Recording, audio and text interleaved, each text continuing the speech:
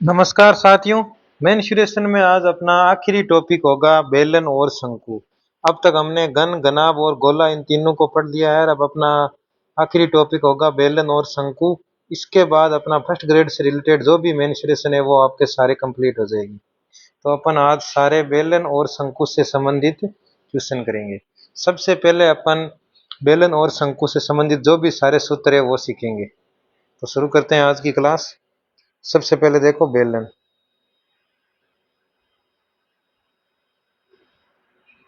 बेलन देखो इस टाइप से होता है। नीचे आधार होता है इसका वर्ताकार और ऊपर वाला हिस्सा भी होता है इसका वर्ताकार। इंग्लिश में इसको बोलते हैं सिलेंडर। ये ये आकृति होती है बेलन की। आधार होता है वर्ताकार और ऊपरी हिस्सा भी इसका होता है वर्ताकार। और यहां से यहाँ एक बार देखो, ये वर्त है तो इसके पास होगी एक वर्त की त्रिज्या और ऊपर से नीचे तक की ये पूरी इसकी कहलाती है ऊंचाई यानी एच। तो बेलन में आपके पास मुख्य रूप से दो विमाएं होगी, एक तो त्रिज्या होगी, एक उसकी क्या होगी, ऊंचाई होगी। अब बेलन से संबंधित जो भी सूत्र है वो सूत्र अपन देखते हैं। देखो सबसे पहले अपन देखते हैं बेलन का वक्र पृष्ठीय क्षेत्रफल। बेलन का वक्र पृष्ठीय क्षेत्रफल।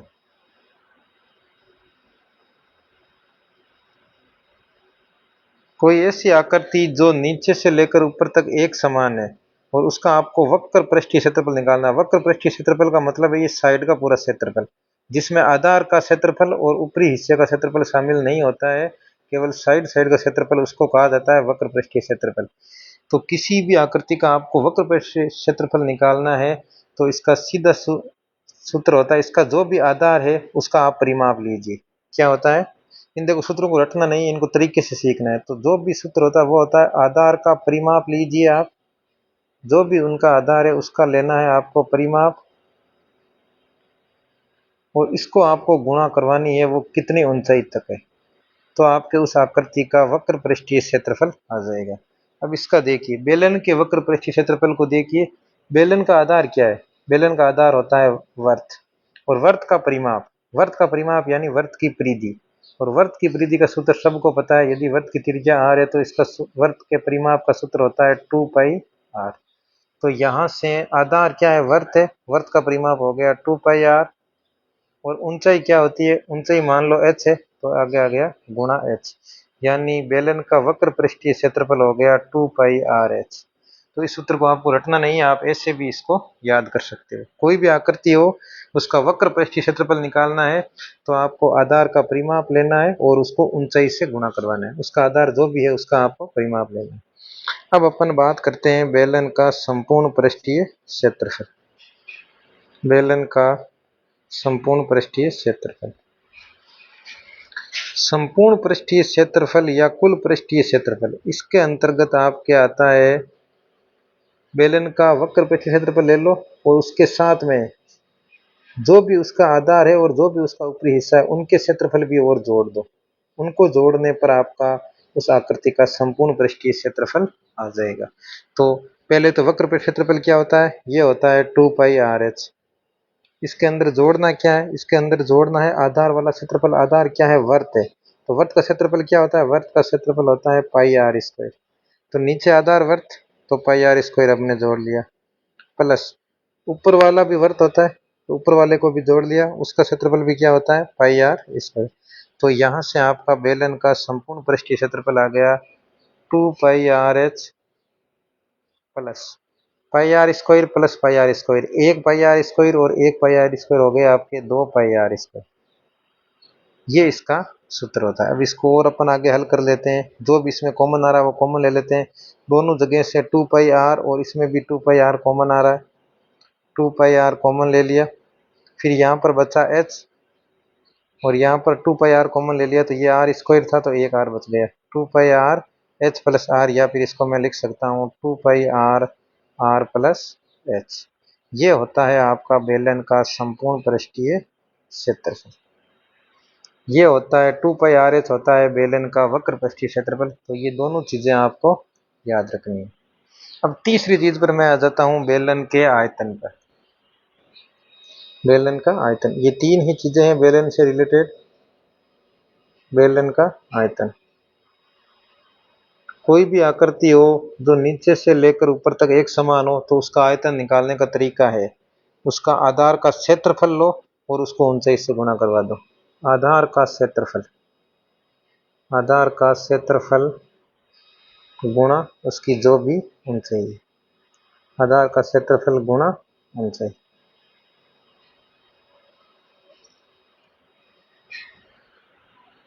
बेलन के वक्र पृष्ठीय क्षेत्रफल में यदि किसी भी आकृति का आपको वक्र पृष्ठीय क्षेत्रफल निकालना है तब तो आधार का परिमाप काम आता है और गुणा करते हैं ऊंचाई से।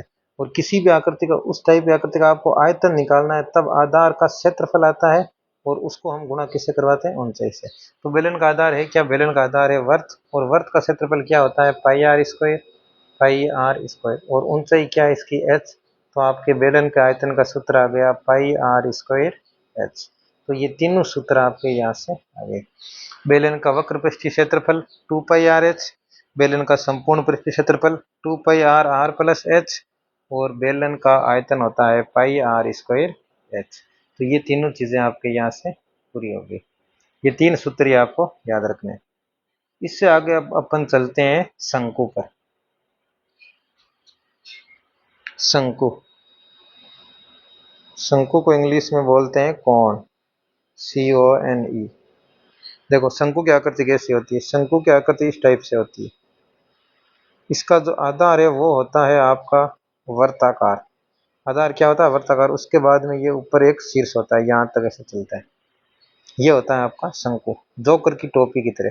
तो आधार यदि वर्त है तो एक तो इसकी त्रिज्या होगी r, यहाँ से लेकर यहाँ तक शीर्ष तक ये कहलाती है शंकु की ऊंचाई। इसको क्या कहते हैं, ऊंचाई। और एक ये जो इसमें एक नई चीज है, ये साइड वाली, ये इसको कहा जाता है तिर्यक ऊंचाई। साइड वाली को कहा जाता है तिर्यक ऊंचाई। तिर्यक ऊंचाई को अपन रिप्रेजेंट करते हैं L से, स्लैंट लेंथ। तिर्यक ऊंचाई को रिप्रेजेंट करते हैं शंकु के लिए L से। तो ये शंकु में ये तीन चीजें आ गई, एक तो उसकी त्रिज्या होती है, एक उसकी ऊंचाई होती है, और एक उसकी तिर्यक ऊंचाई होती है। ये तीन चीजें आपके शंकु के अंदर आती है। तो शंकु के भी हम सूत्र देखते हैं। शंकु का वक्र पृष्ठीय क्षेत्रफल,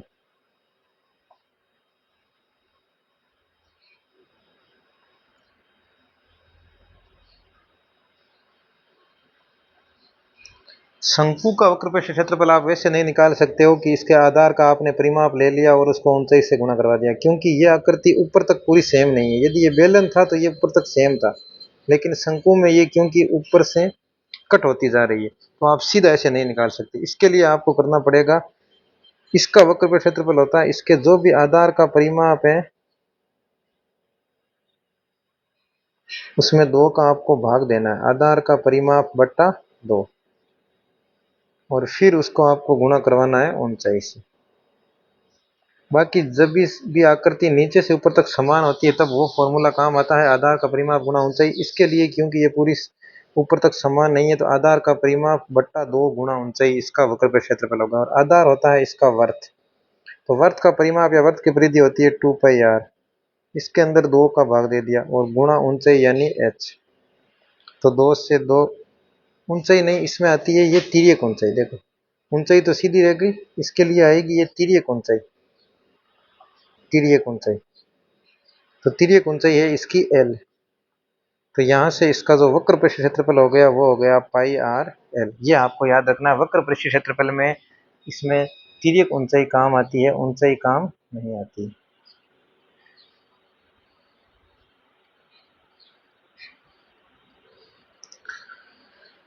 अब देखिए इसका संपूर्ण पृष्ठीय क्षेत्रफल, संपूर्ण या कुल पृष्ठीय क्षेत्रफल, संपूर्ण पृष्ठीय क्षेत्रफल। संपूर्ण पृष्ठीय क्षेत्रफल में यही है, इसका वक्र पृष्ठीय क्षेत्रफल निकालो और उसके बाद जो भी इसके जो क्षेत्रफल हमने छोड़ा है, यानी इसमें तो आधार का क्षेत्रफल जुड़ेगा, ऊपर तो इसके कुछ होता नहीं है, तो इसके अलावा इसमें आधार का क्षेत्रफल और जोड़ दो, यानी वक्र पृष्ठीय क्षेत्रफल तो हो गया पाई आर एल, और इसका आधार यानी वर्त है, और वर्त का क्षेत्रफल होता है पाई आर स्क्वायर। तो शंकु का आपका संपूर्ण पृष्ठीय क्षेत्रफल हो गया, अपन इनमें से कॉमन ले लेते हैं, पाई आर कॉमन ले लिया और पीछे आपका बचा इधर एल और उधर आर, तो पाई आर कोष्टक एल प्लस आर ये होता है शंकु का संपूर्ण पृष्ठीय क्षेत्रफल और पाई आर एल होता है शंकु का वक्र पृष्ठीय क्षेत्रफल। अब तीसरे नंबर पर आ जाती है आपके शंकु का आयतन। शंकु का आयतन, शंकु का आयतन आपके होता है 1/3 पाई आर स्क्वायर एच।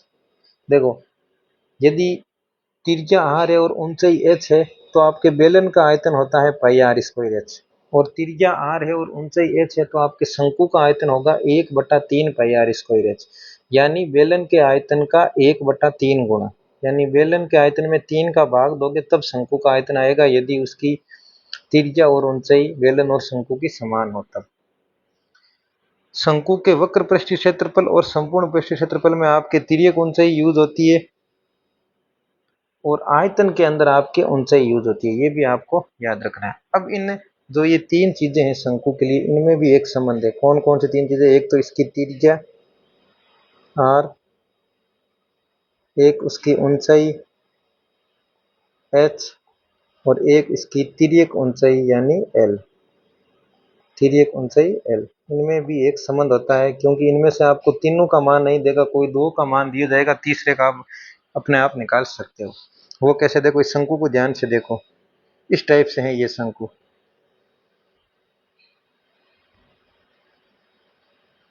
इस शंकु का इधर वाला पार्ट है ना, वो मैंने यहाँ से यहाँ तक ये मैं नीचे ले रहा हूँ। ये क्या है? ये यहाँ से यहाँ तक ये है इसकी त्रिज्या यानी आर। ये क्या है? ये यहाँ से यहाँ तक ये वाला भाग ये है इसकी ऊंचाई एच, और इधर वाला भाग इसका क्या है? तिर्यक ऊंचाई यानी एल। ये वाला भाग है इसका तिर्यक ऊंचाई एल।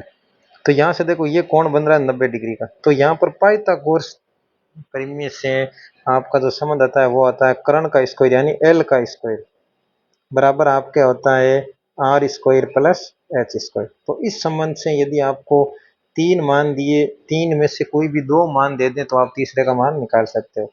यदि आपको यहाँ से एल का मान निकालना है तो आप under root of R square plus H square. तो ये एक एक्स्ट्रा संबंध है एल आर और एच में, ये भी आपको ध्यान रखना है। ये इतना काम आपके इन सूत्रों से रिलेटेड। तो शंकु का वक्र पृष्ठीय क्षेत्रफल होता है पाई आर एल, संपूर्ण पृष्ठीय क्षेत्रफल होता है pi R L plus are, और आयतन होता है 1/3 पाई आर स्क्वायर एच, और इसकी तिर्यक ऊंचाई, इसकी त्रिज्या और इसकी ऊंचाई में संबंध होता है एल स्क्वायर बराबर R square plus H square. यानी इन तीनों में जो सबसे बड़ी भुजा होती है वो हमेशा तिर्यक ऊंचाई होती है। त्रिज्या और ऊंचाई दोनों से हमेशा बड़ी रहती है तिर्यक ऊंचाई। तिर्यक ऊंचाई का मान ही इन दोनों में सबसे बड़ा होता है। तो ये आपको सूत्र याद रखने हैं। इसके बाद अपन अब सीधे क्वेश्चनों पर आते हैं। अब देखो ये शानदार क्वेश्चन इस टाइप से एग्जाम में प्रीवियस ईयर में आए हुए क्वेश्चन है, इनको अपन देखते हैं। यदि एक शंकु और एक गोला समान त्रिज्याएं और समान आयतन रखते हैं तो गोले के व्यास और शंकु की ऊंचाई का अनुपात क्या है? सबसे पहले कहा गया है कि गोले और शंकु की क्या है? त्रिज्या समान है और आयतन समान है। मान लेते हैं दोनों की त्रिज्या है आर और दोनों का आयतन क्या है? समान है। चलो तो देखते हैं गोले का आयतन क्या होता है। गोले का आयतन बराबर है आपके शंकु के आयतन के। दोनों एक समान आयतन रखते हैं तो गोले का आयतन है वही आपका क्या है? शंकु का आयतन। गोले का आयतन होता है 4/3 पाई आर क्यूब। यदि त्रिज्या आर है तो गोले का आयतन क्या होता है? पाई आर क्यूब, यानी 4/3 पाई आर क्यूब। और शंकु का आयतन होता है 1/3 पाई आर स्क्वायर, क्योंकि त्रिज्या आर बोली है, दोनों के लिए त्रिज्या समान है। और इसकी ऊंचाई शंकु की ऊंचाई में मान लेता हूँ एच है, तो ये आपके हो गया 1/3 पाई आर स्क्वायर एच। अब इसमें जो भी कट रहा है, देखो इधर भी पाई इधर भी पाई, ये कैंसिल हो गया। इधर आर क्यूब है इधर आर स्क्वायर है, तो ये क्यूब कट जाएगा पूरे स्क्वायर से और पीछे केवल आर बचेगा। इधर नीचे 3, ये भी 3, ये 3 से 3 कट गया। अब आपके इधर बचा है 4r और उधर बचा है h, ये आपके चीज बची। तो इसने क्या पूछा है? गोले का व्यास एवं शंकु का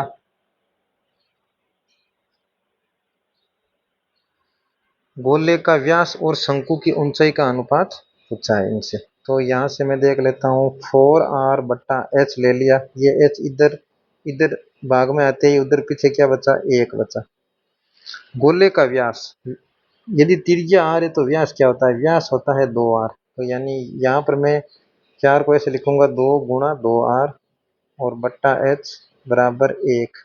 अब इधर मुझे केवल 2r ही रखना है क्योंकि व्यास का अनुपात निकालना है, तो 2r बट्टा h आ जाएगा आपके, ये 2 इधर गुणा में उधर जाते ही भाग में, तो ये आपका अनुपात आ गया गोले का व्यास का और शंकु की ऊंचाई का। कितना आया, 1:2।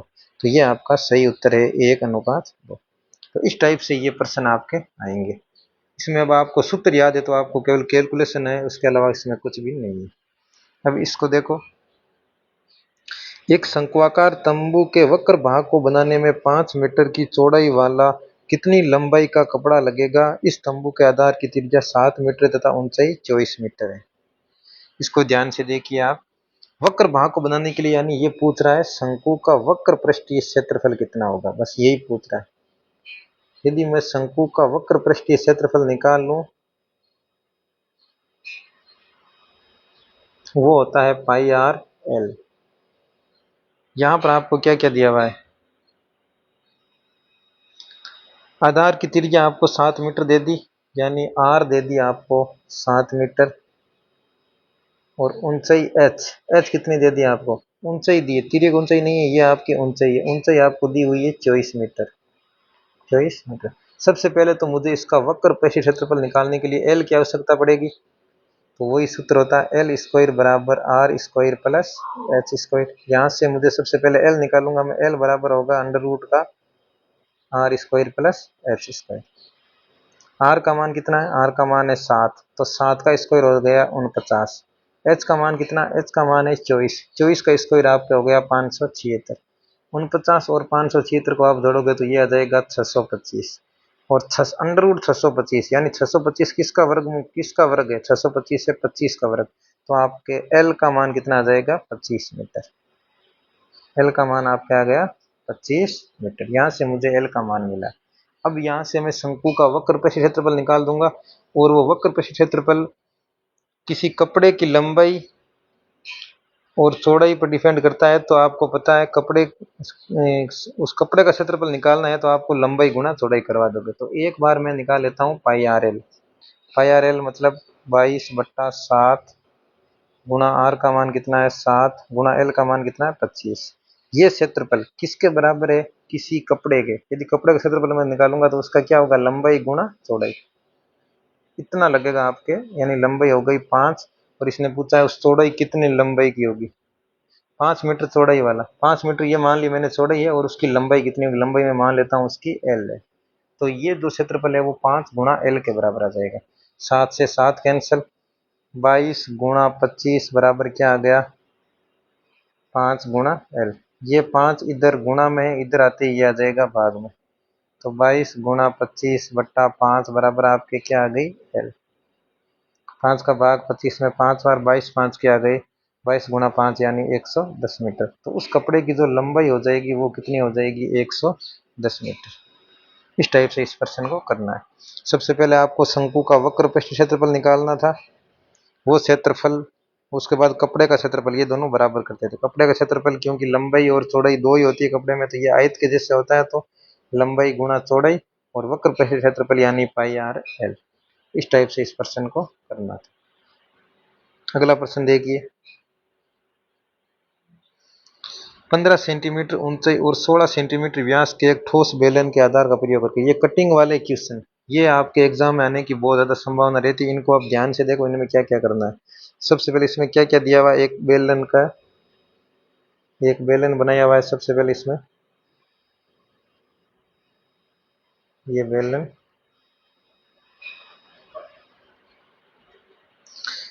15 सेंटीमीटर इस बेलन की आपके ऊंचाई है। ऊंचाई कितनी है, 15 सेंटीमीटर। यहाँ से लेकर यहाँ तक ये जो ऊंचाई है ये है आपके 15 सेंटीमीटर। और 16 सेंटीमीटर व्यास है, व्यास 16 सेंटीमीटर, तो त्रिज्या कितनी है, त्रिज्या है इसकी ये 8 सेंटीमीटर। 4 सेंटीमीटर इस बेलन के आधार का प्रयोग करके 4 सेंटीमीटर ऊंचाई और 3 सेंटीमीटर त्रिज्या वाला, यहां से आपका 3 सेंटीमीटर त्रिज्या वाला यानी ऐसे एक शंकु काटा जाता है और उसकी ऊंचाई है कितनी, इस टाइप से इसके अंदर से, इस बेलन के अंदर से एक शंकु काट लिया जाता है। शंकु की आपकी त्रिज्या है 3 सेंटीमीटर और शंकु की ये ऊंचाई कितनी है, ऊंचाई h यानी है आपके 4 सेंटीमीटर। शंकु की ऊंचाई कितनी है, 4 सेंटीमीटर।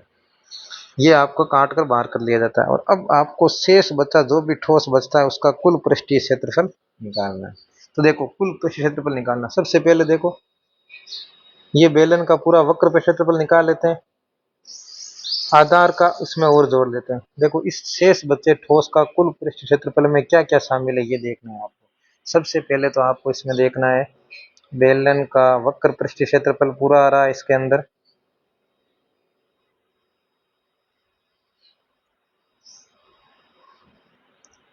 बेलन का वक्र पृष्ठ क्षेत्रफल, या फिर आप देख लो इसमें बेलन का पूरा संपूर्ण पृष्ठ क्षेत्रफल आ रहा है।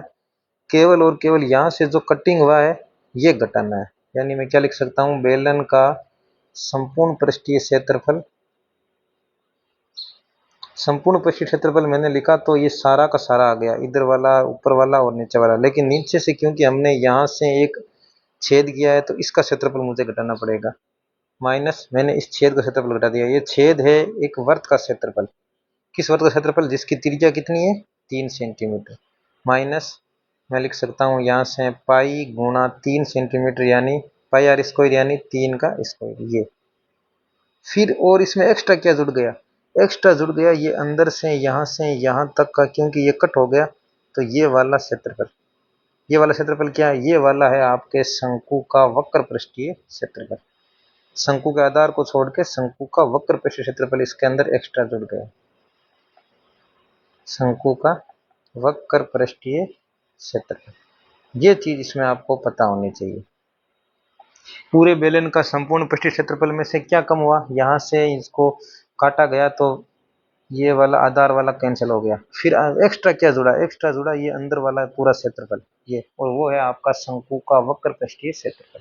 तो बेलन का संपूर्ण पृष्ठीय क्षेत्रफल यानी आपको पता है वो है 2 पाई आर आर प्लस एच, तो 2 पाई, बेलन की त्रिज्या कितनी है 8 सेंटीमीटर, तो 8 गुणा 8 प्लस एच, 8 प्लस बेलन की ऊंचाई कितनी है 15, 2 पाई आर एच, माइनस पाई गुणा 3 का स्क्वायर यानी 9, 9 पाई। आंसर में आपको पाई 7 में दे रखा है, सबकी जगह पाई 7 में दे रखा है, तो आपको पाई को यहाँ पर 22/7 नहीं रखना, पाई को पाई रखना है, प्लस शंकु का वक्र पृष्ठ क्षेत्रफल वो होता है पाई आर एल। तो पाई आर शंकु के लिए त्रिज्या क्या है, शंकु के लिए त्रिज्या है 3 सेंटीमीटर, 3 गुणा एल। अभी शंकु के लिए एल क्या है, यहाँ पर तो एच, अब देखो शंकु के लिए एल अलग अलग से निकालो।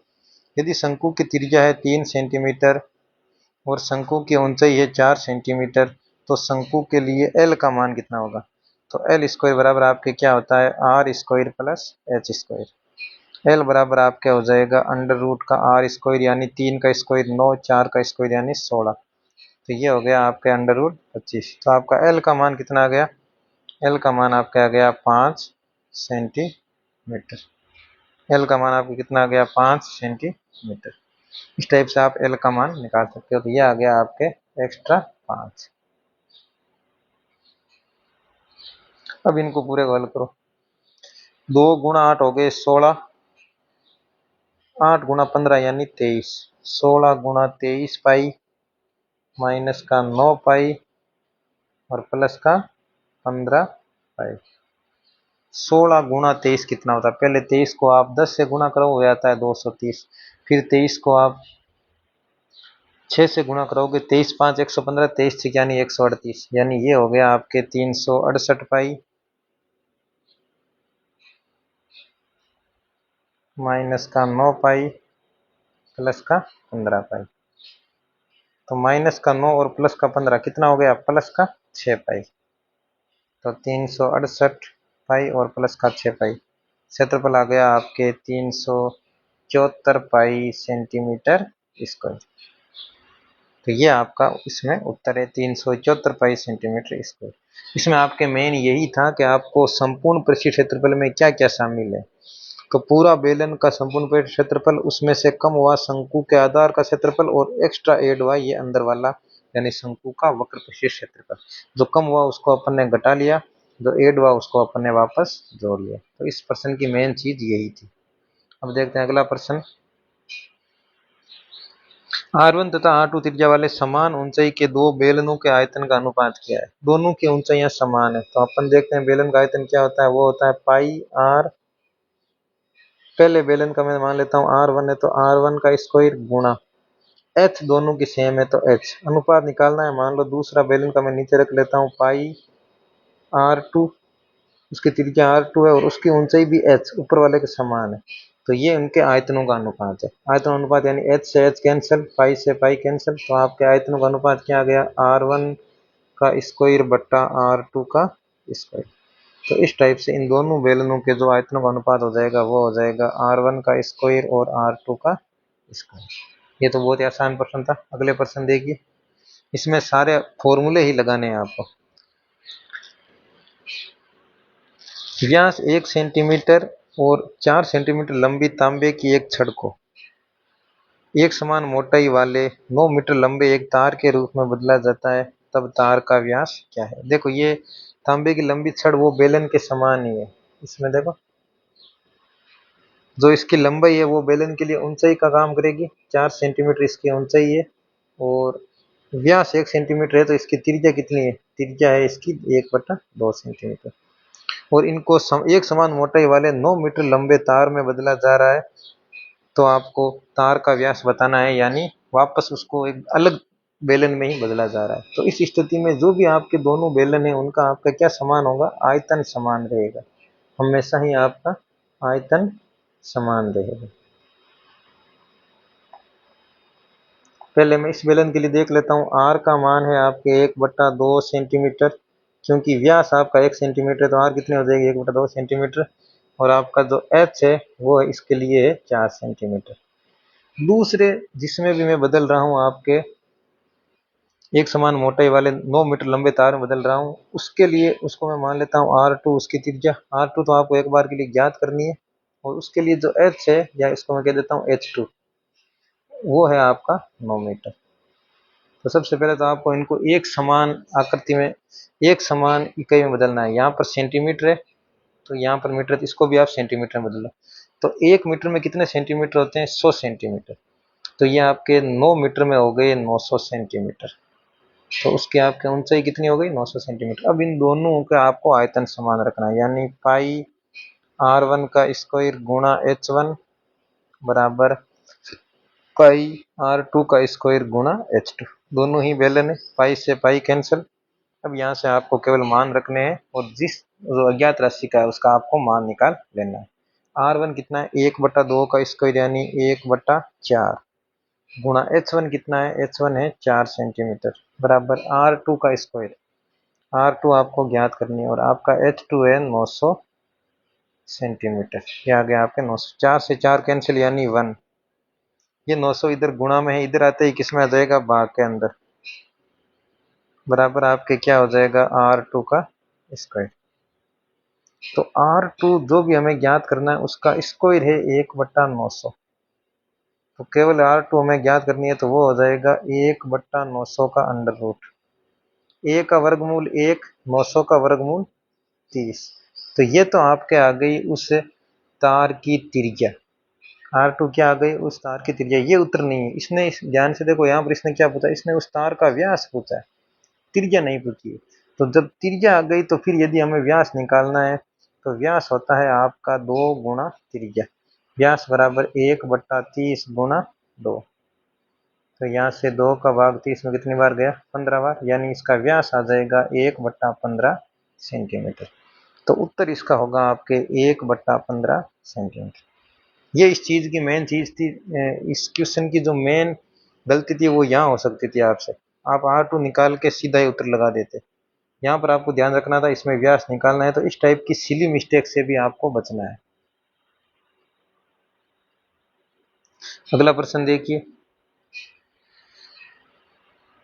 1.5 सेंटीमीटर व्यास और 0.2 सेंटीमीटर मोटाई वाले कुछ सिक्कों को एक समकोणीय बेलन बनाने के लिए पिघलाया जाता है, जिसकी ऊंचाई 8 सेंटीमीटर है और व्यास 6 सेंटीमीटर है। सिक्कों की संख्या ज्ञात कीजिए। कई सारे छोटे सिक्कों को मिलाकर एक बड़ा बेलन बनाया जाता है। आपको पता है सिक्का खुद ही एक बेलन होता है। सिक्का खुद एक बेलन होता है। ऐसे मान लो मैं n सिक्के लेता हूँ, n गुना इन एक बेलन का आयतन, जो भी इस एक सिक्के का आयतन है वो बराबर आपको बनाना है जो भी आपका बड़ा बेलन बनाया जा रहा है उसका आयतन। तो बड़ा बेलन बनाया जा रहा है, आयतन में क्या आएगा आपके पाई गुणा, इधर भी आपके क्या आएगा पाई, तो पाई तो आप कैंसिल कर सकते हो, एक बार लिख लो आर स्क्वायर। उसका जो व्यास है, जो अपन बड़ा बेलन बना रहे हैं उसका व्यास कितना है 6 सेंटीमीटर, तो उसकी त्रिज्या कितनी आ जाएगी 3 सेंटीमीटर, व्यास की आधी, गुणा एच, उसकी ऊंचाई कितनी है 8 सेंटीमीटर, गुणा 8। और इस एक सिक्के वाले में आपका व्यास कितना है, वो व्यास है 1.5, तो त्रिज्या कितनी हो जाएगी 1.5/2। और इसका आपको क्या करना है स्क्वायर करना है, गुणा ऊंचाई, या फिर सिक्के के लिए ये हो गई एक मोटाई, मोटाई उसकी ऊंचाई का ही रूप होती है। ऊंचाई आपकी कितनी है 0.2। यहाँ से आपको n का मान निकाल लेना है। इतना लिखने के बाद आप आराम से n का मान निकाल सकते हो। पाई से पाई कैंसिल, n गुणा, सबसे पहले इसको देखो 1.5/2 गुणा 1.5/2 गुणा 0.2 बराबर 3 का स्क्वायर 9, 9 गुणा 8। अब आप यहाँ से पॉइंट हटाना सीखो। यहाँ से मैं पॉइंट हटाऊंगा तो नीचे एक जीरो लगाऊंगा, ये पॉइंट हट गया, यहाँ वाला पॉइंट भी हट गया और नीचे एक जीरो, यहाँ वाला पॉइंट भी हटाना है और नीचे एक जीरो यानी 10। इस टाइप से आपका पॉइंट हट गया। अब ये आपके बन गए। अब देखो 5 का भाग इसमें जा रहा है 3 बार, 20 में जा रहा है 4 बार, ये भी 3 बार, ये भी 4 बार, और दो खुद का भाग आपके 10 में जा रहा है 5 बार। तो ये हो गया 3 गुणा ऊपर कुछ नहीं बचा, एक बचा, नीचे 4 गुणा 4 गुणा 5 बराबर आपके है 9 गुणा 8, 72। तो n बराबर ये 72, इधर जो नीचे हैं सारी संख्याएं वो जाएगी ऊपर, यानी गुणा 4 गुणा 4 गुणा 5, इधर जो भी ऊपर है वो जाएगा नीचे, 3 गुणा 3 ये नीचे जाएगा और a को लिखने की आपको आवश्यकता नहीं। अब इनसे काटो, 3 का भाग 72 में गया 24 बार, 3 का भाग 24 में गया 8 बार, तो यहाँ से अब आप निकालो 8 गुणा 4 32, 32 गुणा 5 और 20, तो 32 गुणा 20 आपके कितने हो गए 640। इस टाइप से आपका इन सिक्कों की संख्या आ जाएगी 640। तो ये भी बहुत शानदार प्रश्न है और इस टाइप के प्रश्न आते हैं, ये सारे फर्स्ट ग्रेड में आए हुए प्रश्न। तो आपको आयतन का यदि सूत्र आता है तो ये बहुत आसानी से ये क्वेश्चन हो जाएंगे। अगला प्रश्न देखिए, दो शंकुओं के आयतन का अनुपात है 4:25 और उनकी ऊंचाइयों का अनुपात है 25:64, तो उनकी आधार की त्रिज्याओं का अनुपात क्या होगा। सबसे पहले देखो आप शंकुओं के आयतन का सूत्र देखिए, शंकुओं के आयतन का अनुपात क्या दे रखा है,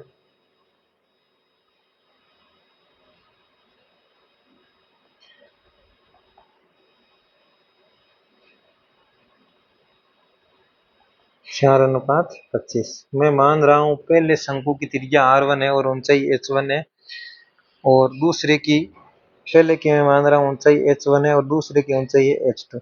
आपको h1 अनुपात h2 दे रखा है 25:64 यानी 25/64, और आपसे r1 अनुपात r2 पूछा जा रहा है। तो यहाँ से लिखो शंकु का आयतन का सूत्र क्या होता है 1/3 पाई, पहले के लिए r1 का स्क्वायर और h1, नीचे 1/3 पाई r2 का स्क्वायर और h2।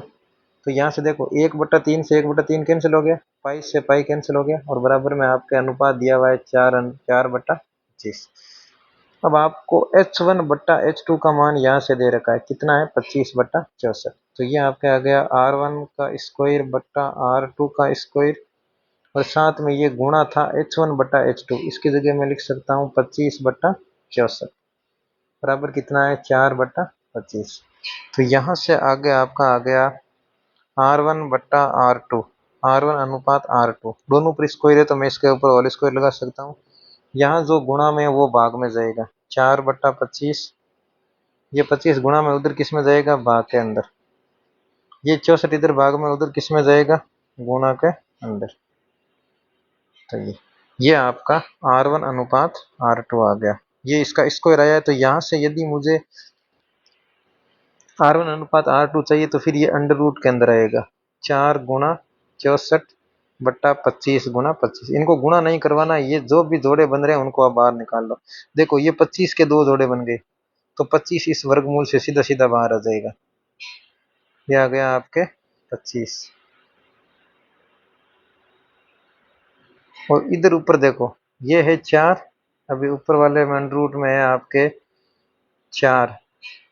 4 यदि बाहर आएगा तो क्या आएगा, 4 अंडर रूट से बाहर आएगा तो 4 का वर्गमूल होता है 2। फिर आगे है 64, 64 का आपका वर्गमूल क्या होता है 8, यानी 64 किसका वर्ग होता है 8 का। ऊपर आ गया 2 गुणा 8 यानी ये 16, और नीचे आ गया आपका 25। तो आपके त्रिज्याओं का जो अनुपात है वो हो जाएगा 16:25। ये आपका सही उत्तर हो जाएगा। इस टाइप का क्वेश्चन भी बहुत ज्यादा आते हैं एग्जाम में, इसको भी ध्यान से देखिएगा। अगला प्रश्न देखिए, ये एक समकोणीय शंकु का कुल पृष्ठीय क्षेत्रफल है 1760 वर्ग सेंटीमीटर और इसके आधार पर व्यास है 28 सेंटीमीटर। शंकु का वक्र पृष्ठीय क्षेत्रफल निकालना है। देखो सूत्र लगाने की आपको आवश्यकता नहीं है, ये आपको पता है। वक्र पृष्ठीय क्षेत्रफल शंकु का क्या होगा, संपूर्ण पृष्ठीय क्षेत्रफल में से क्या घटा लूं मैं, बस आधार का क्षेत्रफल। संपूर्ण पृष्ठीय क्षेत्रफल में शंकु के लिए केवल आधार ही होता है, तो इसमें से मैं क्या घटा लूं, आधार का क्षेत्रफल घटा लूं, तो अपने पास वक्र पृष्ठीय क्षेत्रफल आ जाएगा। आधार का क्षेत्रफल यदि घटा ले तो अपने पास वक्र पृष्ठीय क्षेत्रफल आ जाएगा। वक्र क्षेत्रफल आ जाएगा। संपूर्ण क्षेत्रफल आपको दे रखा है 1760, इसमें से मुझे केवल घटाना है आधार का क्षेत्रफल। आधार होता है वर्ताकार यानी पाई आर स्क्वायर। आर इसने दे रखा है, आधार का व्यास 28 दिया है, तो आर यानी त्रिज्या कितनी है 28 की आधी यानी 14, तो पाई आर स्क्वायर यानी पाई गुणा 14 गुणा 14।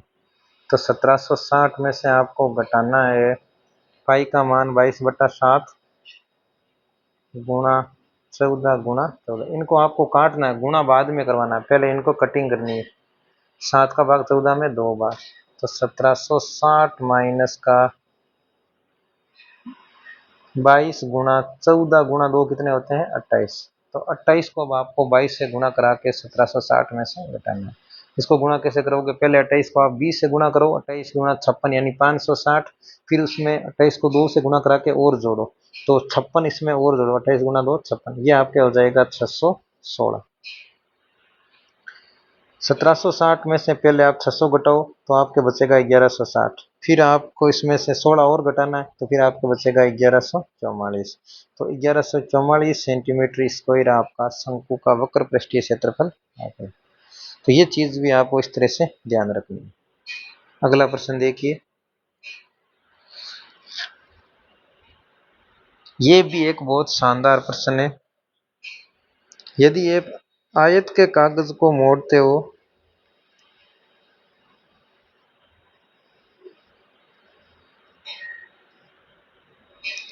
आयत के कागज को मोड़कर, जैसे ये आयत है, ये इसकी लंबाई है, ये इसकी चौड़ाई। अब इसको आप कैसे मोड़ते हो, यदि इसको आप चौड़ाई के संगत मोड़ते हो, इसको इस तरह रख के मोड़ते हो चौड़ाई को, तो ये हमेशा ही एक बेलन बनेगा।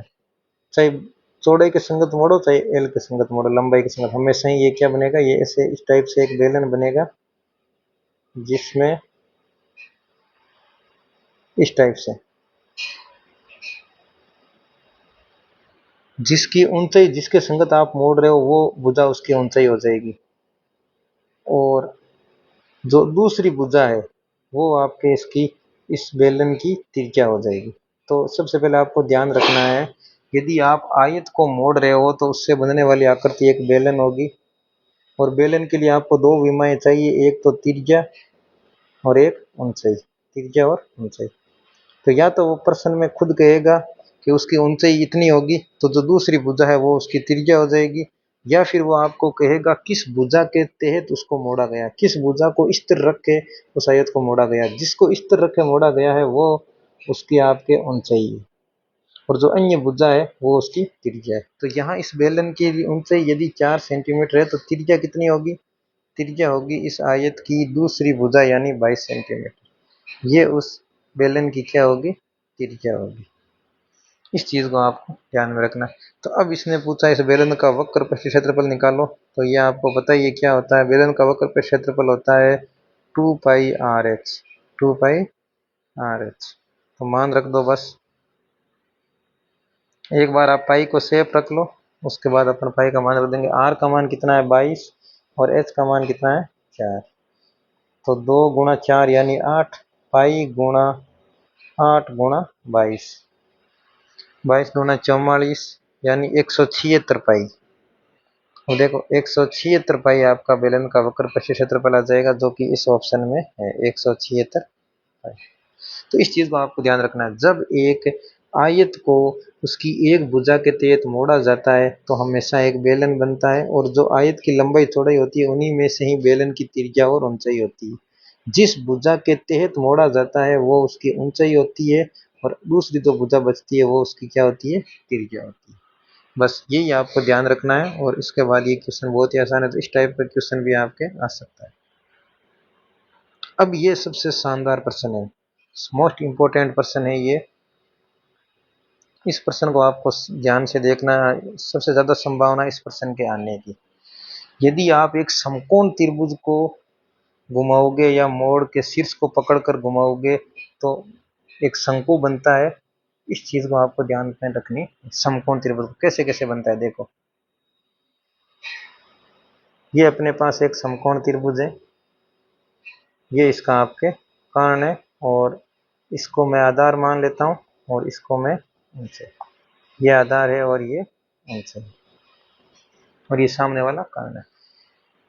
यदि आप ये दो भुजाएं तो समकोण बनाने वाली भुजाएं होती है, आधार और ऊंचाई। इन दोनों भुजाओं में से किसी एक भुजा को स्थिर रखकर यदि आप घुमाओगे तो हमेशा एक शंकु बनेगा। और वो शंकु कैसे बनेगा वो ध्यान से देखिए। जैसे मैंने इसको घुमाया तो वो शंकु इस टाइप से बनेगा आपके ऐसे, ये शंकु बनेगा। यहाँ पर मैंने इस ऊंचाई को पकड़ के घुमाया, तो जो भी जिस भुजा को आप घुमा रहे हो वो तो उस शंकु की हो जाएगी ऊंचाई।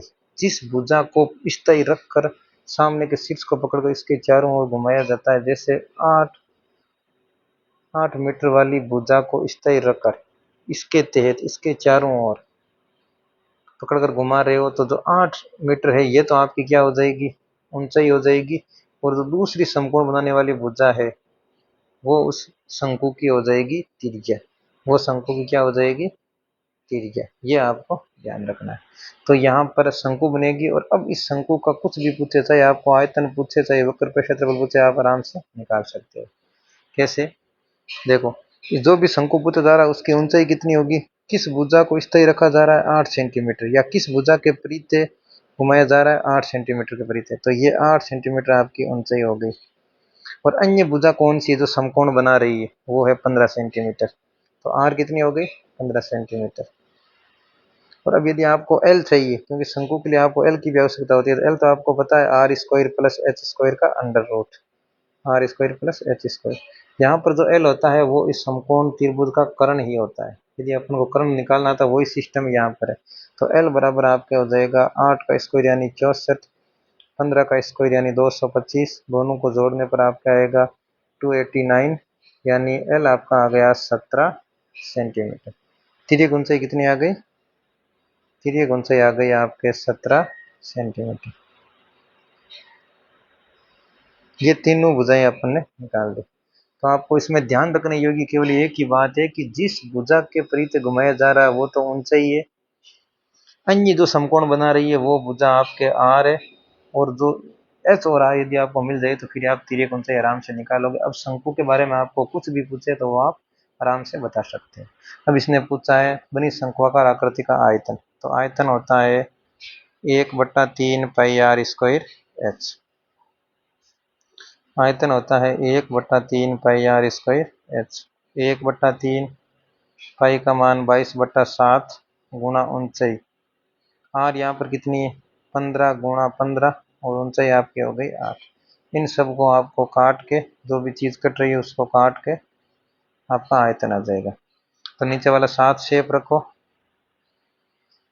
22 5 की 110, 110 गुणा 15 8 की 120 बट्टा 7, 12 गुणा 11 होता है 132, यानी 132 और ये 00 बट्टा 7 सेंटीमीटर क्यूब। तो आपका इसका हो गया आयतन।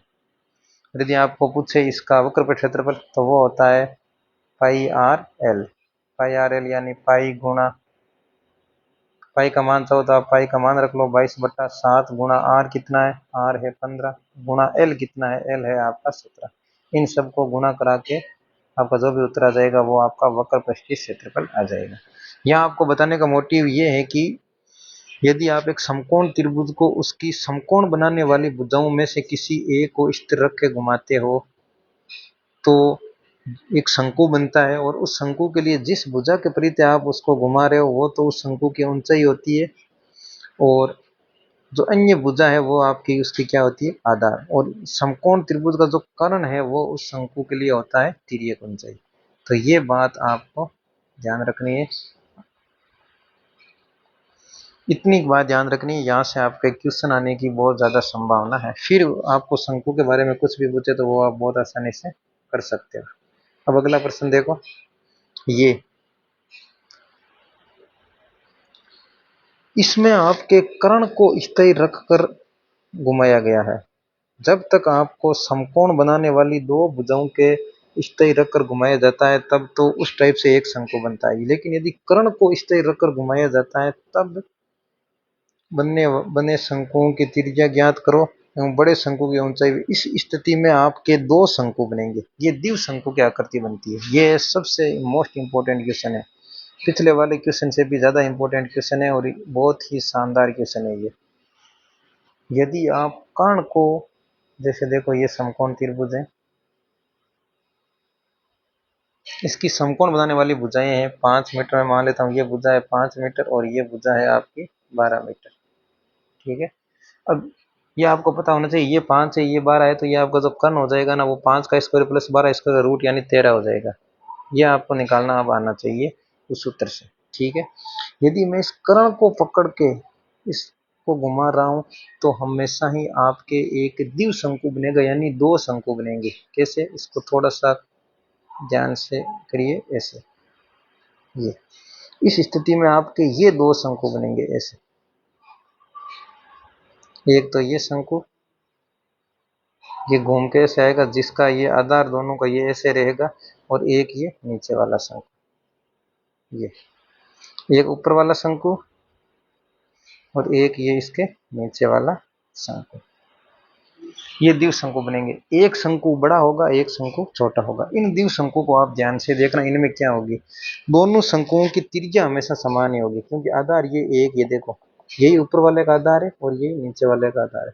फर्क होगा केवल ऊंचाइयों में और उनकी तिर्यक ऊंचाइयों में। ये साइड में इनकी तिर्यक ऊंचाई है, ये भी इनकी तिर्यक ऊंचाई, ये भी इसकी तिर्यक ऊंचाई, फर्क है इसका ऊंचाइयों में।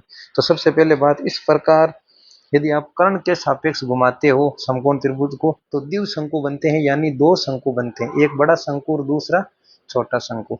दोनों शंकुओं की त्रिज्या समान होती है।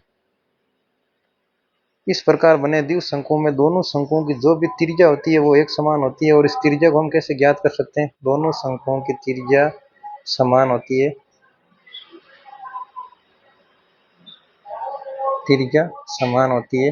यदि आपको कोई पूछे दोनों शंकुओं की त्रिज्याओं का अनुपात बताओ तो त्रिज्याओं का अनुपात एक होगा, यानी त्रिज्या क्या होती है, समान होती है। और इस त्रिज्या का मान कैसे निकाल सकते हैं, उस त्रिज्या का मान हम निकाल सकते हैं, जैसे देखो मैं इन तीनों भुजाओं को ऐसे मान रहा हूँ, ये आपका कर्ण है, इसको मैं सी मान लेता हूँ, ए और बी। तो आपकी जो समकोण बनाने वाली दोनों भुजा है उनका तो गुणा और बट्टा आपको भाग देना है सी यानी कर्ण का। तो ये इनकी त्रिज्या का मान आ जाएगा। जैसे इसके लिए त्रिज्या का मान क्या आ जाएगा, समकोण बनाने वाली दो भुजा कौन सी है, 5 और 12, तो 5 गुणा 12, और इनका कर्ण कितना है, कर्ण हमने निकाला 5 का स्क्वायर प्लस 12 का स्क्वायर से आया 13। तो इसकी तो त्रिज्या होगी ना, इस प्रकार बने दोनों शंकुओं की त्रिज्या होगी 60/13 सेंटीमीटर, और दोनों शंकुओं की त्रिज्या एक समान होगी। दोनों शंकुओं की त्रिज्या एक समान होगी और वो कितनी होगी, 60/13। तो ये चीज आपको ध्यान रखनी, पहले तो इनकी त्रिज्याओं के बारे में, त्रिज्या एकदम समान होगी और निकालने का सूत्र होता है ये। उन समकोण त्रिभुज की समकोण बनाने वाली दो भुजाओं का गुणा और उसके कर्ण का आपको भाग देना है। लेकिन फर्क आएगा इनकी ऊंचाइयों और इनकी तिर्यक ऊंचाइयों में। अब देखो, बड़ा शंकु और छोटा शंकु,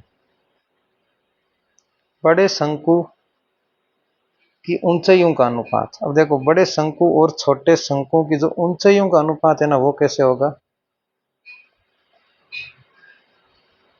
ऊंचाइयां, ऊंचाइयों का आप सीधे ही अनुपात निकालना है। ऊंचाइयों का जो अनुपात होगा आपके, वो कैसे आएगा? इनमें आपके फर्क होगा। ऊंचाइयों का जो भी अनुपात है वो आपके आएगा इन दो भुजाओं का, जो भी ये दोनों भुजाएं हैं।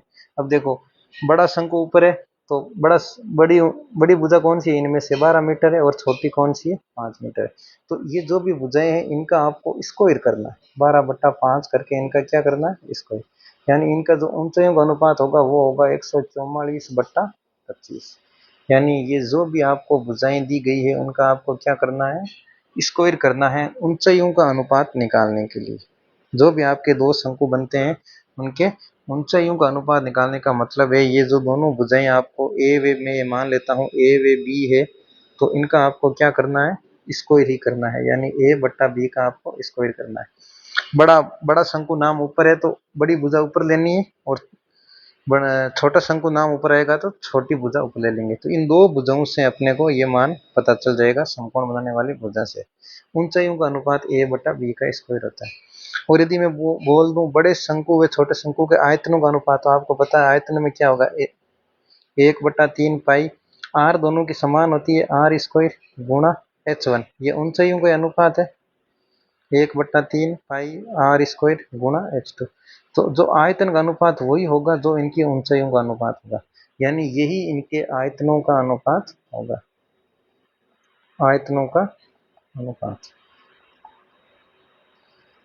आयतनों का अनुपात। ये भी आपका इन दोनों भुजाओं के स्क्वायर के बराबर, यानी अनुपात के बराबर। यानी यदि बड़ा शंकु ऊपर नाम है तो 12 का स्क्वायर ऊपर, और तो जितनी उनकी ऊंचाइयों का अनुपात है वही उनके क्या है? आयतनों का अनुपात। दोनों की तिर्यकाएं समान है। और अब यदि मैं पूछ रहा हूँ इनकी तिर्यक ऊंचाइयों का अनुपात, तो तिर्यक ऊंचाई सीधे सीधे ये दोनों भुजाएं हैं। छोटे शंकु की जो तिर्यक ऊंचाई है वो तो है आपकी 5 मीटर, बड़े शंकु की जो तिर्यक ऊंचाई है वो आपके सीधा 12 मीटर। यानी इन तिर्यक ऊंचाइयों का अनुपात आ गया 5/12। ये आपका सीधा सीधा आ जाएगा। यानी ऊंचाइयों का अनुपात पूछे तब तो आप उन दोनों भुजाओं का स्क्वायर करना है। तिर्यक ऊंचाइयों का अनुपात आपको पूछे तो आपको सीधे सीधे दोनों भुजाओं का अनुपात निकाल देना है। और इसके साथ ही यदि ये वक्र पृष्ठ का क्षेत्रफल का अनुपात पूछे तो वो आपका पता है क्या होता है? पाई आर एल L1 और पाई आर L2। आर से आर कैंसिल, क्योंकि दोनों की त्रिज्याएं समान है, तो L1/L2। और यही अनुपात आपके इनका क्या हो जाएगा? वक्र पृष्ठीय क्षेत्रफल का अनुपात। तो यहाँ से आपकी चार चीजें बनी है। दोनों शंकुओं की जो भी त्रिज्या होगी वो एक समान होगी, और त्रिज्या का आप मान भी निकाल सकते हो। उसके बाद दोनों शंकुओं की जो तिर्यक ऊंचाइयों का अनुपात है, यानी जो तिर्यक ऊंचाइयां हैं वो वही है जो आपके समकोण बनाने वाली भुजाएं। सीधा सीधा आपको वो भुजाएं लिखनी है, वो आपके तिर्यक ऊंचाइयों का अनुपात आ जाएगा। और इसके साथ यदि आपके वक्र पृष्ठ का अनुपात पूछे तब भी आपका वही भुजा वाला सिस्टम यहाँ पर काम करेगा। लेकिन ऊंचाइयों का अनुपात पूछ ले तब आपको उन दोनों भुजाओं का क्या करना है? वर्ग करना है। बस ये तीन चीजें हैं। और ऊंचाइयों के साथ आयतनों का अनुपात पूछ ले तब भी आपको उन दोनों भुजाओं का वर्ग करना है। तो ये चार चीजें आपको इसमें ध्यान रखनी है कि किसी समकोण त्रिभुज को उसके कर्ण के सापेक्ष घुमाया जाता है तो दो द्विशंकु बनते हैं, एक बड़ा और एक छोटा। और यहाँ से आपके 3-4 टाइप से ये सारे प्रश्न पूछे जा सकते हैं। बहुत ही शानदार प्रश्न था ये। आगे देखिए, एक लंबवर्तीय शंकु के आकार बर्तन की समता v है। समता यानी आयतन, समता क्या मतलब है? आयतन। और जिसका शीर्ष नीचे की ओर है, यानी इस टाइप से है ये, इस टाइप का शंकु है जिसका शीर्ष किस तरफ से है? नीचे की ओर है। वे अपने ऊंचाई के आधे भाग तक पानी से भरा है। बर्तन के खाली भाग का आपको आयतन बताना है। यहाँ से लेकर यहाँ तक इसकी ऊंचाई है, ये आधे भाग तक, यानी मैं मान लेता हूँ यहाँ तक पूरी ऊंचाई h है, तो ये h/2 तक पानी भरा हुआ है। और आपको इसके खाली भाग यानी इसका आयतन बताना, ऊपर वाले का खाली भाग का आपको क्या बताना है? आयतन बताना। ऊपर वाले इस खाली भाग का।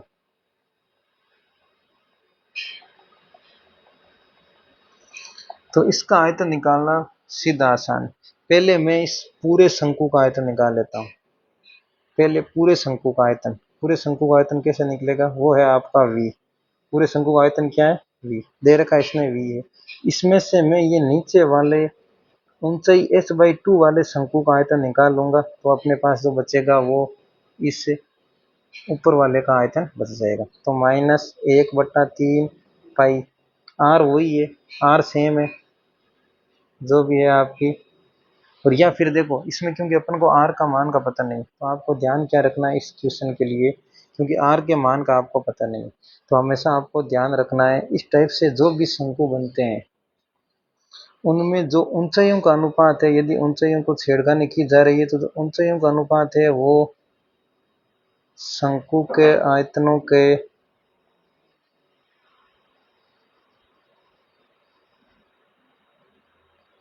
अनुपात का क्यूब रूट होता है।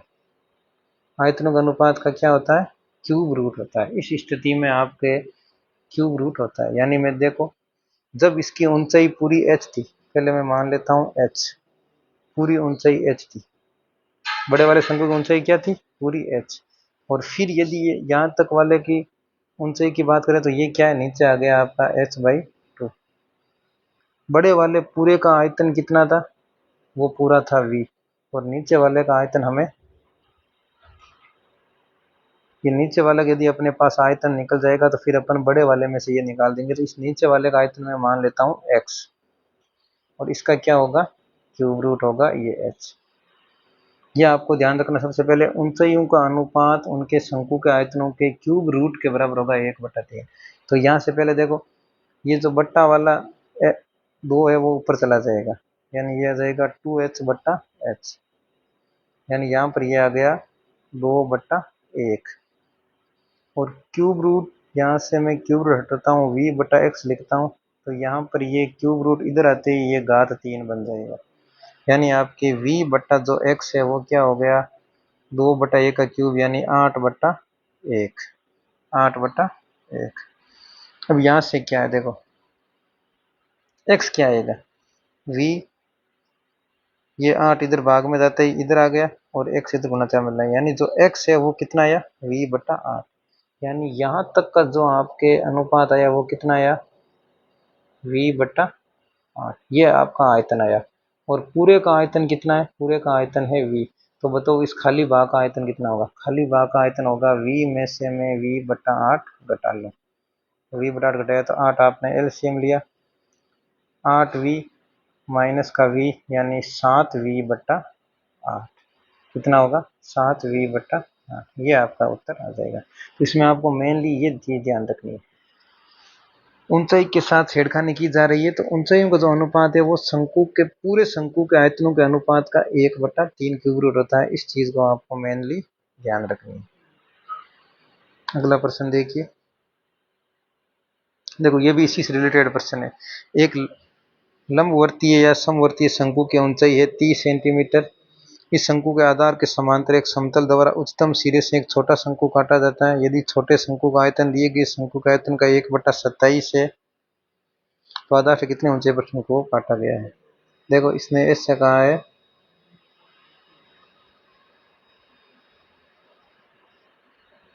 ये आपका शंकु है जिसकी पूरी ऊंचाई कितनी थी, पूरी ऊंचाई है 30 सेंटीमीटर। कितनी है, यहाँ से यहाँ तक की पूरी ऊंचाई 30 सेंटीमीटर है। फिर आधार के समांतर इसको एक उच्चतम सिरे से यहाँ से और काट दिया जाता। मान लो मैं यहाँ से काट रहा हूँ, इसको इससे काट लिया, इसको मैं मान लेता हूँ इस ऊंचाई को h, ये कोई h नाम की ऊंचाई है, इतनी से यहाँ तक काट लिया, ठीक है। तो शंकु का, यदि उस ऊपर वाले शंकु का आयतन और शंकु के आयतन का अनुपात है 1/27, यानी ये ऊपर जो छोटा शंकु है इसका आयतन और ये नीचे जो बड़ा शंकु है इसका आयतन का अनुपात आपको दिया हुआ है 1/27। और मैंने थोड़ी देर पहले आपको कहा था कि यदि इनकी जो ऊंचाई है यहाँ से यहाँ तक की ऊंचाई क्या है h, और इसकी पूरे शंकु की ऊंचाई क्या है 30, इनकी जो ऊंचाइयों का अनुपात होगा ना वो इनके आयतनों के अनुपात का क्या होगा क्यूब रूट, यानी इसके आयतनों को आपको क्या करना है क्यूब रूट करना है। तो यहाँ से देखो आप 1/27 का क्यूब रूट करो, एक का क्यूब रूट होता है 1, 27, 27 किसका घन होता है, 27 किसका क्यूब होता है 3 का, तो ये आपका आ गया 1/3, यानी यहाँ से आपको ये ऊंचाई पता चल जाएगी ये कितनी है। तो h/30 बराबर 1/3, तो h बराबर 30/3, यानी जो ऊपर वाली ऊंचाई आई है वो कितनी आई है 10 सेंटीमीटर आई। ये ऊंचाई कितनी आ गई 10 सेंटीमीटर आई। अब ध्यान से इस प्रश्न को देखना, प्रश्न ने क्या पूछा है, तो आधार से कितनी ऊंचाई पर शंकु को काटा गया, इसने ऊपर वाली ऊंचाई ना पूछ के ये पूछा है आधार से कितनी ऊंचाई पर काटा गया है। तो देखो इस पूरी लाइन की ऊंचाई ये 30 सेंटीमीटर और यहां से यहां तक की आ गई आपके 10 सेंटीमीटर। तो बताओ यहां से यहां तक कितनी ऊंचाई है, तो मैं कह दूंगा 30 माइनस 10, यहां से यहां तक ये कितनी है, ये आ गए आपके 20 सेंटीमीटर। तो इसका जो उत्तर होगा वो आपके 20 सेंटीमीटर होगा। इस टाइप से इस प्रश्न को आपको ध्यान रखना है। पहले तो आपको उनका क्यूब रूट निकाल के ऊंचाई निकालनी है, फिर ध्यान से देखना है कि प्रश्न ने क्या पूछा है, आधार से कितनी ऊंचाई पर शंकु काटा गया है, तो आधार से 20 सेंटीमीटर की ऊंचाई पर आपका शंकु काटा गया है। ये भी बहुत शानदार प्रश्न है, इसको ध्यान से आप देखिएगा।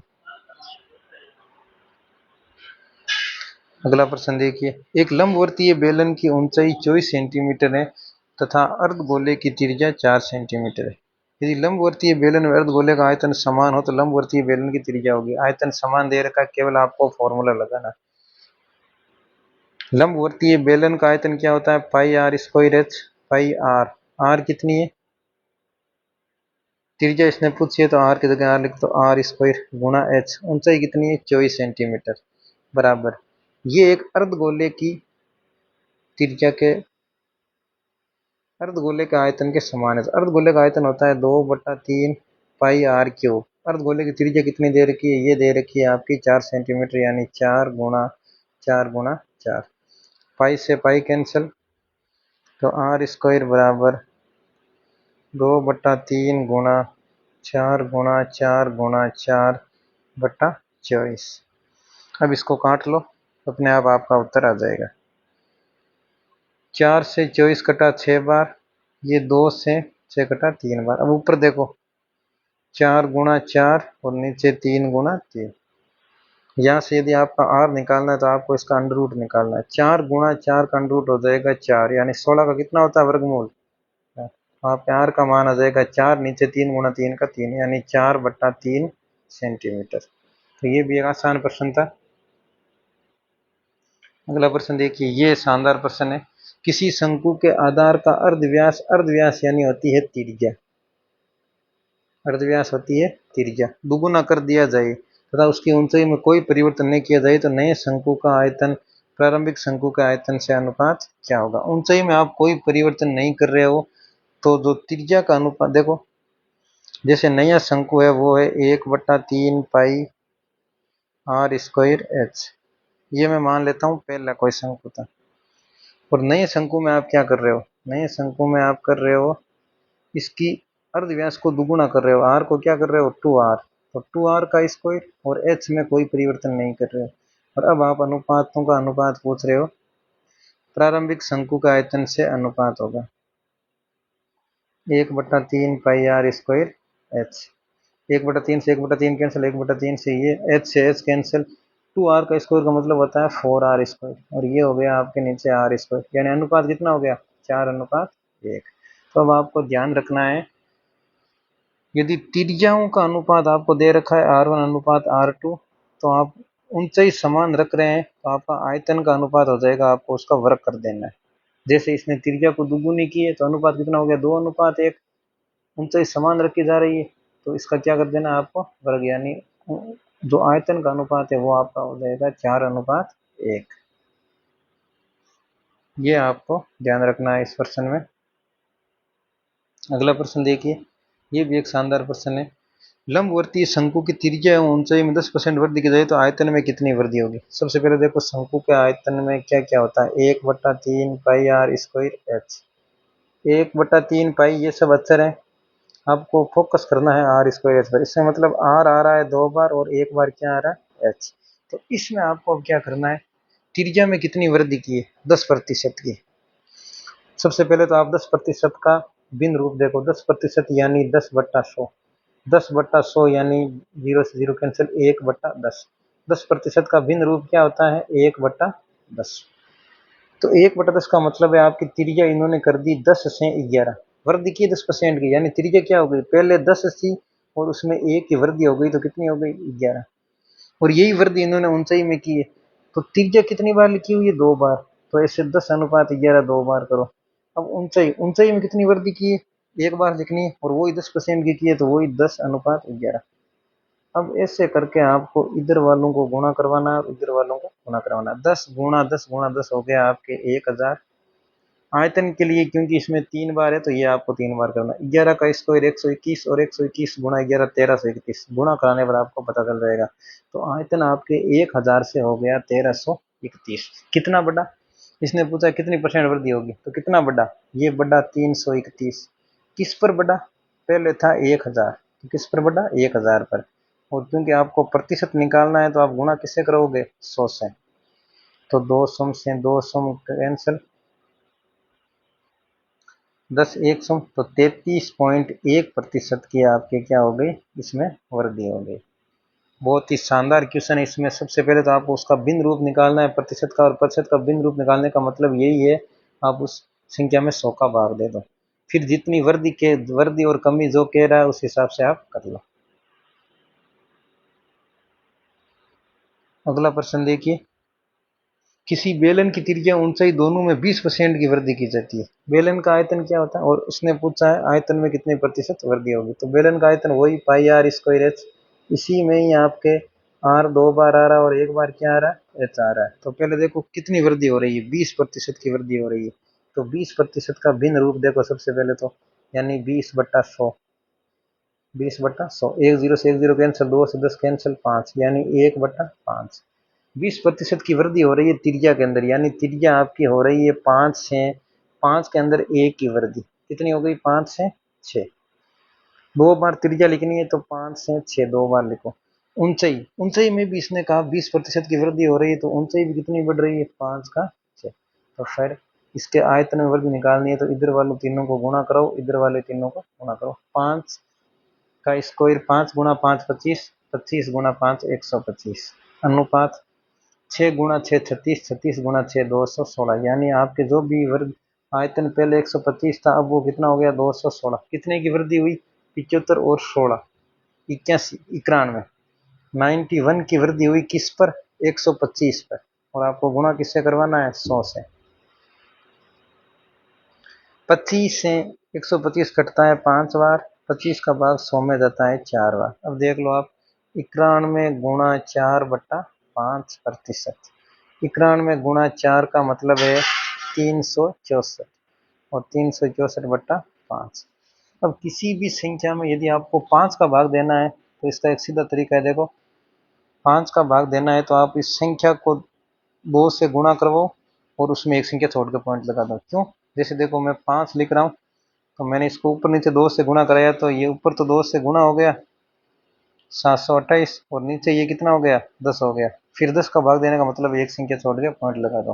तो किसी भी संख्या में 5 का भाग देने का मतलब है उस संख्या को आप बस जस्ट दुगुना कर दो और उसके बाद उसमें पॉइंट लगा दो। तो देखो 364 का दुगुना, यानी पहले मैं 360 का दुगुना कर लेता हूँ, तो वो होता है आपका 720। 4 का दुगुना कितना होता है, 8, तो ये हो गया 728, और एक संख्या छोड़ के पॉइंट लगाना है तो 72.8%। तो 72.8% की आपके वृद्धि हो गई। तो इस टाइप के प्रश्नों को आपको ध्यान से देखना है। अगला प्रश्न देखिए, एक शंकु, एक अर्धगोला और एक बेलन का आधार समान है, सबका आधार समान है यानी सबकी त्रिज्याएं समान है, और इनके जो आयतनों में आपका अनुपात दिया हुआ है वो दिया हुआ है 3:2:1। तो जो शंकु की ऊंचाई, अर्धगोले की त्रिज्या और बेलन की ऊंचाई ये किसके बराबर होगी। तो सबसे पहले देखो शंकु, इनका आयतन होते हैं क्या, शंकु का आयतन होता है 1/3 पाई आर स्क्वायर एच, अनुपात अर्धगोले का होता है आयतन 2/3 पाई आर क्यूब। इसके अंदर जो भी है वो आर होती है बस, गुणा बेलन। बेलन का क्या होता है पाई आर स्क्वायर एच। क्योंकि इन सब का आधार समान है, इसका मैं मान लेता हूँ H1 अलग से। त्रिज्या इन सब की समान है तो तीनों जगह मैंने त्रिज्या समान कर दी। अब तीनों जगहों में कौन कौन सी चीज कॉमन है, पाई कॉमन है, इसको काट दो। टी आर स्क्वायर यहाँ भी कॉमन है, ये आर स्क्वायर कट गया, ये आर स्क्वायर कट गया, ये आर क्यूब की जगह आपका आर आ गया। अब देखो यहाँ नीचे 3 है, यहाँ नीचे 3 है, जो नीचे 3 है मैं पूरे अनुपात को 3 से गुणा करवा सकता हूँ। इधर मैंने इस पूरे अनुपात को 3 से गुणा करवाया तो ये 3 से 3 कैंसिल, यानी यहाँ बचा आपके एच अनुपात। ये आयतनों का अनुपात दिया हुआ कितना है आपको, ये दिया हुआ है आपको 3:2:1। एक शंकु, एक अर्धगोला, और ये अनुपात कितना दिया हुआ है 3:2:1। तो यहाँ से ये आपके आ गया, पूरे के पूरे अनुपात को मैं 3 से गुणा कर सकता हूँ। ये 3 कट हो गया, इधर ये 3 कट हो गया, ये बचा 2R, इधर आपके 3 से गुणा हो गया तो ये आ गया आपके 3H1, यानी ये ऊंचाई। और ये अनुपात कितना है, ये अनुपात है 3:2:1। 3:2:1। अब देखो, अब आपको क्या करना है इसमें, तो जो शंकु की ऊंचाई है h,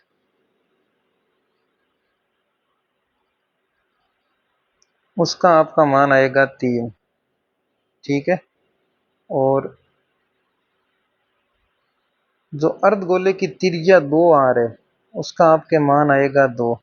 और इस जो शंकु की ये 3 × H1 है, इसमें देखो, इसको यहाँ से आप 3 से गुणा मत करो, आप केवल इतना ही रखो इसमें, इसको आगे यहाँ से ऐसे करो आप। क्या क्या बचा है आपके यहाँ पर, H/3 अनुपात 2/3 R अनुपात H1। इन सब का आपको अनुपात में मान दे रखा है 3:2:1। ये आपको मान दे रखा है। तो यहाँ से अब आप देखो, तुलना करो, इसका पहले वाला इसके बराबर, इसका दूसरे वाला इसके बराबर, और इसका तीसरे वाला इसके बराबर। तो H/3, H/3 यहाँ पर H है शंकु की ऊंचाई, H/3 यदि है 3 के बराबर तो H कितना है, H आ गया 9। 2/3 R आपके 2 के बराबर है, तो R कितना आया, 2 × 3 6, 6/2 यानी 3।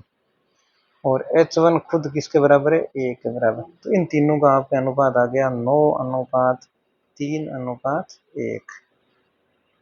तो ये भी एक बहुत शानदार प्रश्न है। इस टाइप से आपको फॉर्मूलों को ध्यान में रखते हुए जो चीज़ कट रही है उसको काट लो, और फिर आप ऐसे करके इसके अनुपातों की तुलना करवा लें। अगला प्रश्न देखिए, ये भी एक बहुत शानदार प्रश्न है। दोनों सिरों से खुला एक खोखला वर्गाकार पाइप लोहे से बनाया गया है। खोखला वर्गाकार पाइप, पाइप का मुंह है ऐसे वर्ग की तरह।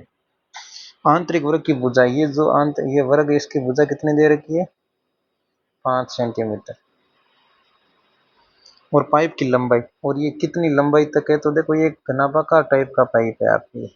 लंबाई टोटल कितनी दे रखी है, वो है 8 सेंटीमीटर। तो इसको आप ऐसे देख सकते हो, कोई घनाभ है जिसकी लंबाई आपके है 5 सेंटीमीटर, चौड़ाई आपके है 5 सेंटीमीटर, और इस जो पाइप की लंबाई को मैं घनाभ के लिए मान लेता हूँ ऊंचाई, ये आपके 8 सेंटीमीटर। यदि पाइप में प्रयुक्त लोहे का आयतन 192 सेंटीमीटर क्यूब है तो पाइप की मोटाई क्या होगी। ये देखो, ये तो आंतरिक है। अब यदि इसमें मैं मोटाई जोड़ूं, देखो जैसे यहाँ पर कुछ न कुछ और मोटाई है जिसमें लोहा भरा है, ये तो खोखला है।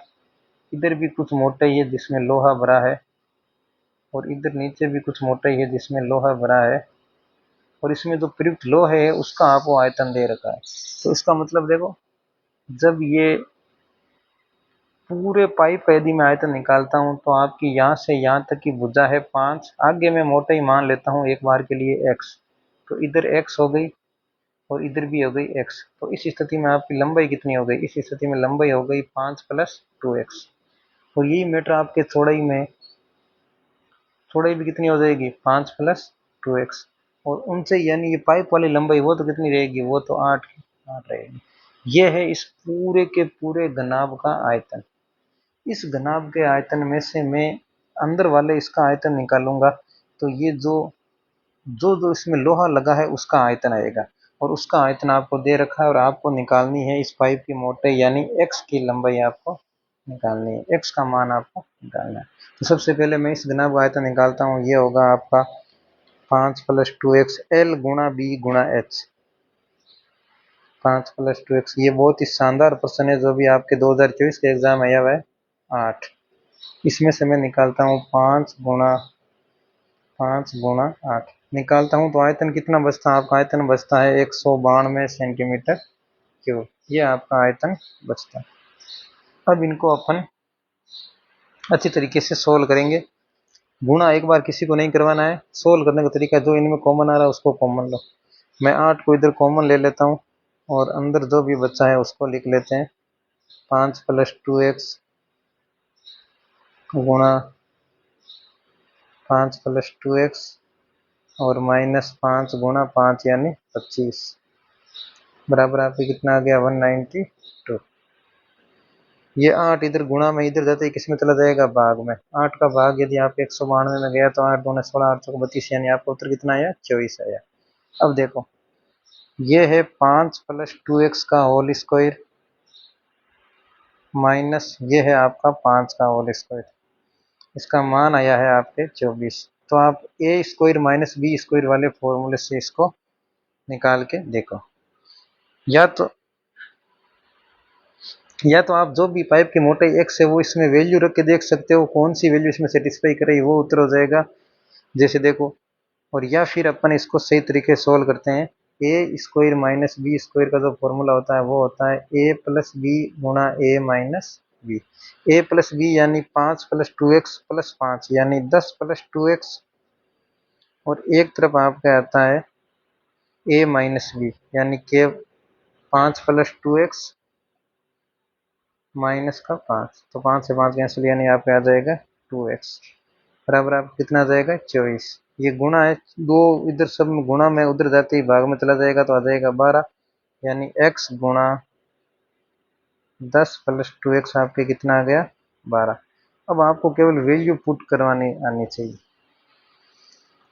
x का मान यदि मैं 1 रखता हूँ, इसमें से आप कोई भी मान रख लगता है, यहाँ पर भी मान रख सकते, चेक कर सकते हो, यहाँ पर भी चेक कर सकते हो। तो 1 रखता हूँ तो ये हो जाएगा 1 गुणा 10 + 2 12, 1 गुणा 12 आपके 12 हो गया, यानी x बराबर 1 आपके आंसर आ गया है। तो आपकी पाइप की मोटाई कितनी है? 1 सेंटीमीटर। तो यहाँ तक करने के बाद आप वैल्यू पुटिंग से भी आप अपना आंसर निकाल सकते हो। यहाँ पर भी यदि आप 1 रखते तो 5 + 2 यानी 7 का स्क्वायर 49 - 25 ये 24 आ जाता है, यहाँ पर भी आपके सेटिस्फाई कर जाता। तो इनमें से जो आसान वैल्यू है वो रख के आप चेक कर सकते हो, और आपका एक्स का मान आ जाएगा।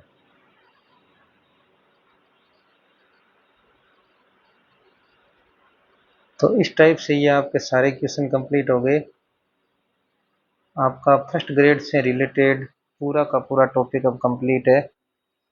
सभी टॉपिक आपके कंप्लीटली पूरे हो चुके हैं। इन सूत्रों को एक बार ध्यान से देखिएगा।